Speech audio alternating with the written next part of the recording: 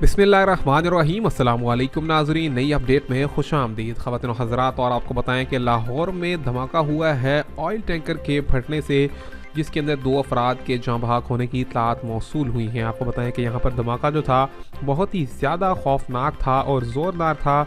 Oil tanker के फटने से 2 अफराद के जाँ बहक होने की इत्तलात मौसूल हुई हैं। आपको बताएं कि बादामी बाग में ये ऑयल टैंकर के फटने से मामला पेश आया, और आपको बताएं कि ज़राए ने बताया है कि रेस्क्यू टीम बर वक्त जगह पर पहुंचकर अपनी कार्रवाई कर रही हैं, और यहाँ पर ज़ख्मी भी हुए हैं कुछ अफराद, जिनको हस्पताल में मुंतकिल कर दिया गया है।